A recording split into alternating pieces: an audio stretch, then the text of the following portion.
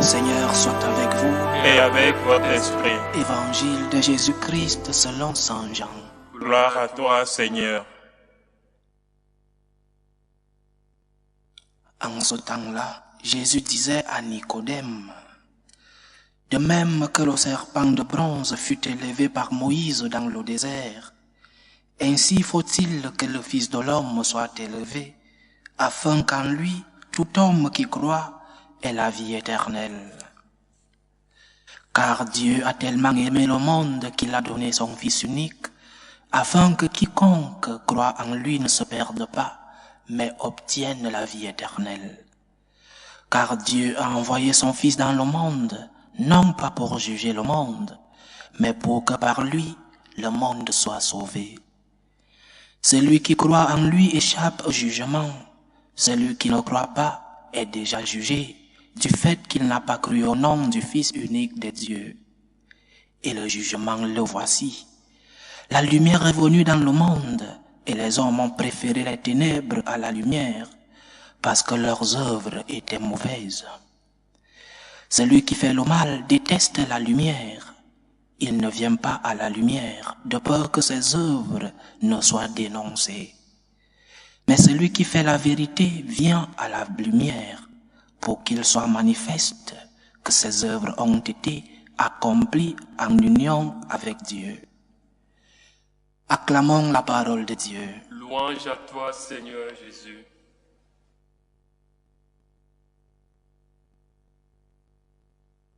En ce quatrième dimanche du temps de carême, chers frères et sœurs, l'évangile que nous venons d'écouter nous renvoie à un événement historique de l'Ancien Testament, un événement qui a eu lieu dans ce pèlerinage du peuple d'Israël de l'Égypte jusqu'à la terre promise, un long pèlerinage.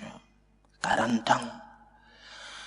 Un long pèlerinage dû à la têtudesse, à l'entêtement des Israélites qui, quelles que soient les preuves qu'ils avaient de la mort de Dieu, quels que soient les signes que Yahvé leur montrait dans ce pèlerinage, quelle que soit l'expérience qui, avec Moïse, qu'ils ont expérimenté. Dieu qui les a libérés de l'esclavage, qui les avait sortis avec main forte de l'oppression en Égypte. Et quelles que soient ces preuves, ce peuple doutait constamment de l'amour de Dieu. Et Jésus rappelle ce passage à Nicodème et lui rappelle comment tant de fois le peuple critiquait Yahvé. Le peuple se plaignait de Dieu. Lorsque Dieu leur donne la manne, ils mangent la manne, mais ils sont fatigués de manger la même manne chaque jour. Ils veulent autre chose. Le Seigneur leur donne de la viande. Ils sont rassasiés de la viande. Ils sont fatigués. Ils demandent autre chose. Ils se plaignent constamment. Ils ne se rappellent que des miettes d'oignons qu'ils mangeaient en exil en Égypte. Ils se rappellent que des bons moments. Ils ne se rappellent pas du présent. Ils ne se rappellent pas de la main de Dieu. Ils ne se rappellent pas que le Seigneur leur a sorti de cette oppression. Ils se rappellent seulement de ce dont ils ont besoin en ce moment-là. Ils n'avaient pas suffisamment d'eau. Ils ne voyaient rien de positif. Ils regrettent ce qu'ils avaient dans le passé, les miettes qu'ils avaient lorsqu'ils étaient en esclavage en Égypte. Et Jésus rappelle donc cet épisode historique de l'histoire du peuple d'Israël. Il rappelle cela à Nicodème. Parce que après ces critiques, après ces plaintes, le Seigneur a écouté les critiques de son peuple.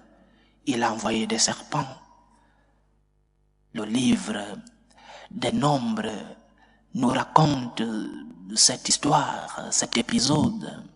Le Seigneur envoie des serpents et logiquement, ces serpents mordent les Israéliens et certains tombent malades, d'autres décèdent par le venin des serpents. Alors, le peuple supplie Moïse et lui demande d'intercéder pour eux, pour que le Seigneur ait pitié de leur têtudesse, de leur entêtement. Et donc, que le Seigneur les guérisse des morsures des serpents. Et Yahvé, dans sa miséricorde, dit à Moïse de fabriquer un serpent de bronze et le dresser au sommet d'un mât.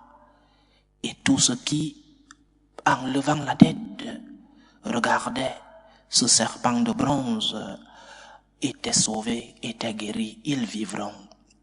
Le livre des Nombres, chapitre 21. Cet événement nous parle de 4 choses importantes qui sont 4 étapes dans notre vie morale, 4 étapes qui se produisent dans notre vie et que parfois nous ne nous rendons pas compte. 4 étapes de cette vie de faiblesse, de cette vie de pécheurs que nous sommes.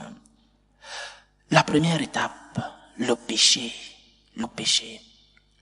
Le péché que chacun de nous commet. Le péché qui nous fait œuvrer en dehors de ce que le Seigneur veut pour nous. Le péché qui nous fait nous chercher nous-mêmes au lieu de chercher ce que le Seigneur veut pour nous. Le péché te rend égoïste. Le péché te fait croire que tu es le centre du monde. Et le péché, parce que le diable qui fait un bon marketing, il te vend bien le péché. Il te fait croire que le péché est bien pour toi. Il te fait croire que lorsque tu es égoïste, c'est bon pour toi. Parce que tout le monde sera à tes pieds. Le péché, c'est le premier pas. Et le péché a des conséquences. Le péché a des conséquences. Deuxième point, conséquence du péché, l'esclavage. Le mal qu'occasionne le péché en nous, le mal que le péché implique en nous, c'est l'esclavage. Nous sommes esclaves. Nous faisons du mal aux autres. Mais aussi et surtout, nous nous faisons du mal. La conséquence de nos actes, la conséquence de nos mauvais actes, nous envoie à l'esclavage.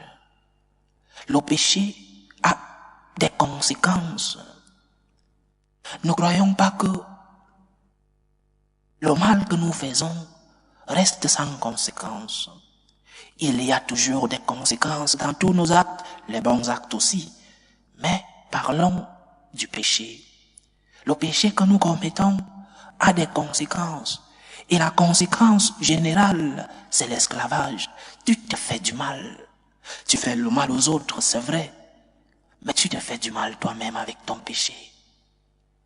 Lorsque tu es loin de Dieu, tu te fais du mal.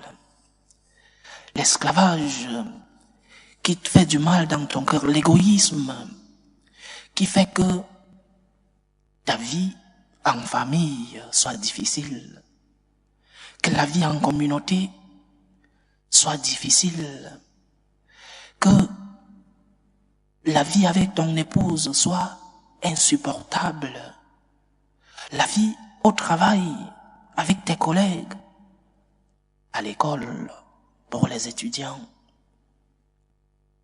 est insupportable. C'est ce qui se passe lorsque nous sommes enracinés dans l'esclavage du péché. C'est ce qui se passe lorsque nous avons choisi librement ou pas. Mais lorsque nous sommes trempés dans l'esclavage du péché, nous faisons du mal aux autres et nous nous faisons du mal à nous-mêmes. Nous faisons du mal à ces personnes que nous aimons tant. Oui, il y a des personnes que nous aimons, mais à cause de nos péchés, nous leur faisons du mal. L'esclavage du péché implique des conséquences. C'est que tu fais du mal aux tiens. Tu fais du mal à ces personnes que tu aimes. Tu te fais du mal à toi-même. Même si, en vivant dans une société comme la nôtre, où parler du bien et du mal, c'est être mal vu. Lorsque tu parles de que ceci est bien et ceci est mal, objectivement, tu es mal regardé. Le mal ou le bien dépendent déjà de la personne. Je choisis ce qui est bien pour moi et ce qui est mal pour moi, et que les autres choisissent aussi ce qui est bien pour eux. Dans une société comme celle-là, où il n'y a pas objectivité, nous nous faisons du mal. Parce que lorsque tu choisis toi-même ce qui est bien pour toi et ce qui est mal pour toi, tu deviens un loup pour l'autre. Tu deviens un loup pour l'autre. Or, lorsque nous avons une objectivité dans la morale, lorsque nous avons une objectivité dans les actes que nous commettons, les autres qui vivent autour de nous sont en sécurité. Ton prochain est en sécurité lorsque le bien est objectif, c'est-à-dire lorsque ce qui est bien pour toi est aussi bien pour lui. Lorsque ce qui est mauvais pour toi est aussi mauvais pour le prochain, alors il y a non seulement respect, mais nous sommes tous en sécurité. Mais lorsque chacun d'entre nous choisit ce qui est bien pour lui et ce qui est mauvais, nous entrons dans la jungle où les petits mangent les grands, où les grands mangent les petits, pardon, où nous nous regardons en chien de faïence, où nous sommes toujours à la défensive. Le prochain est un adversaire, il faut l'abattre, parce que ce qui est bien pour lui n'est pas bien pour moi. C'est jusqu'où nous a conduit cette morale subjective. C'est jusqu'où nous a conduit cette morale où chacun choisit ce qui est bien pour lui. Lorsque le péché est subjectif, alors le prochain n'est pas en sécurité. Donc, la conséquence de la première étape qu'est le péché, c'est l'esclavage. Et cet esclavage qui nous fait du mal, qui te fait du mal, et qui fait du mal à tes proches. Lorsque je ne pense qu'à moi-même, alors tout ce que je veux tourne autour de moi, et tout ce que je fais tourne autour de moi. Conséquence, regardons les couples, les mariages, regardons les relations matrimoniales, regardons les relations dans les familles, les relations avec les enfants. Ton péché, qui est personnel, a une influence sur ta famille. Ton péché, qui est personnel, a une influence sur ton prochain. Le péché que tu commets exige toujours un prix à payer. Il y a toujours un prix que tu dois payer parce que tu as commis un péché. Et le prix, c'est l'esclavage. L'esclavage pour le mal que tu as commis. L'esclavage. C'était le deuxième point. Premier point, le péché. La conscience du péché. Deuxième point, la conséquence de ce péché, l'esclavage. Cet esclavage qui te fait du mal et qui fait du mal à ces personnes qui vivent autour de toi. Troisième point, la conversion. La conversion signifie que je me rends compte du mal que j'ai fait. La conversion signifie que je me rends compte de que ce que j'ai fait a une influence bonne ou mauvaise sur les autres, mais en parlant du péché, a une mauvaise influence sur les autres. Et je me rends compte que le péché commis est une offense à Dieu. Le péché commis est aussi une offense pour le prochain.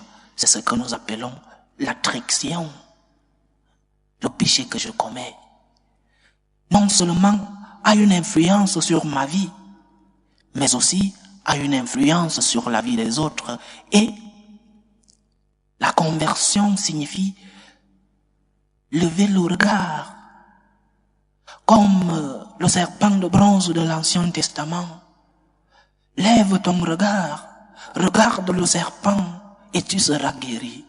Lève ton regard et regarde Jésus-Christ sur la croix. Ce serpent de bronze dans le désert, c'est une préfiguration de notre Seigneur Jésus-Christ. Lève le regard, regarde le Seigneur. Il est venu pour te sauver, il est venu pour te libérer des morsures du serpent. Il ne te demande qu'une chose, lève ton regard. Regarde ce serpent sur la croix. Lève ton regard, regarde le Christ, son sang versé. Il est venu pour te libérer du péché. N'aie pas peur de rentrer vers le Christ. La conversion signifie que nous savons que nous avons offensé Dieu et offensé le prochain. Contrition. Conversion signifie aussi découvrir son péché. Et lorsque tu te sens esclave, cela te fait mal. Cela te fait mal d'avoir offensé ce Dieu si bon. Ce Dieu que le peuple d'Israël, dans son histoire, dans l'Exode, a passé le temps à se plaindre. Ce Dieu si bon, lorsque tu te rends compte de ton péché, tu te rends compte de l'offense à Dieu et de l'offense au prochain. Découvre ton péché. Découvre le mal que tu as fait. Le mal est mal.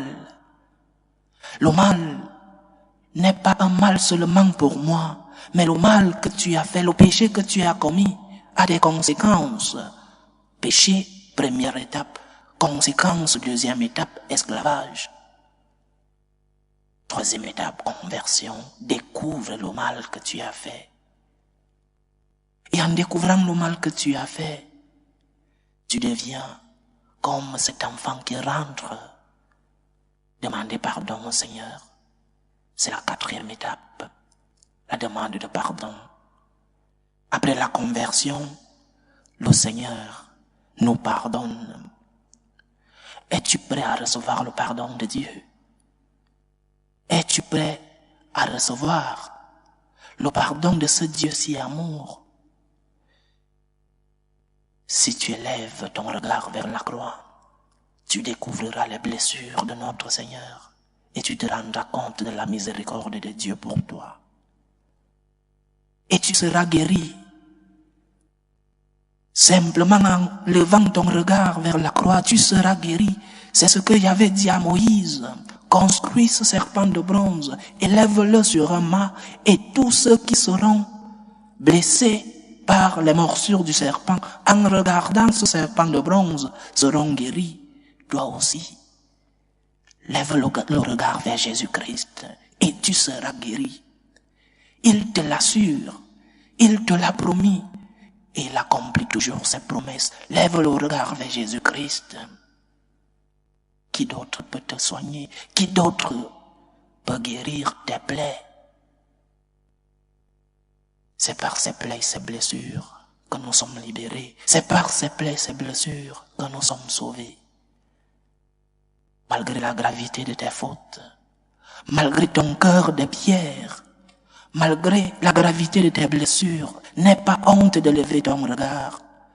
N'aie pas peur d'aller vers le Seigneur et lui demander humblement pardon. Il est venu pour ça. Il est venu pour te sauver. Il a payé le prix de ton salut. Il est mort pour payer nos dettes. Il a donné sa vie. Il a donné sa liberté pour notre salut. 4 points, 4 étapes. Et que Dieu veuille que nous ne passions pas par ces 4 étapes. Que Dieu nous donne la force de ne pas pécher, de nous éloigner des tentations, de collaborer avec sa grâce. Mais lorsque nous sommes tombés, lorsque nous sommes dans l'esclavage, conversion, demande pardon à Dieu. Henri de Lubac, un cardinal français, un des plus grands théologiens du XXe siècle, disait que une des causes pour lesquelles les personnes ne croient plus en Dieu, c'est parce qu'il y a absence de la conscience du péché.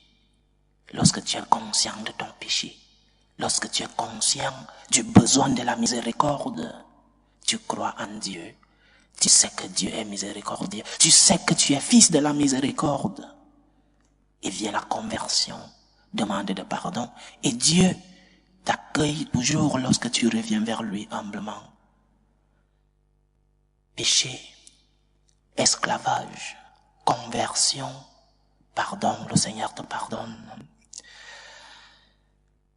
Le carême est un temps de grâce pour que nous regardions le Seigneur. Le carême est un temps de grâce pour que nous puissions lever le regard et découvrir la miséricorde de Dieu en la personne de Jésus-Christ. Faisons guérir nos blessures. Faisons guérir les morsures du serpent qui est le péché en nous. Allons vers Jésus. Il est celui qui nous guérit. Il est celui qui nous libère de l'esclavage du péché. Lève ton regard. Tu rencontreras le regard de Jésus-Christ cloué sur la croix. Il te dira, malgré tes péchés, malgré tes fautes, je te pardonne. Que le Seigneur nous aide. Loué soit Jésus-Christ. À jamais.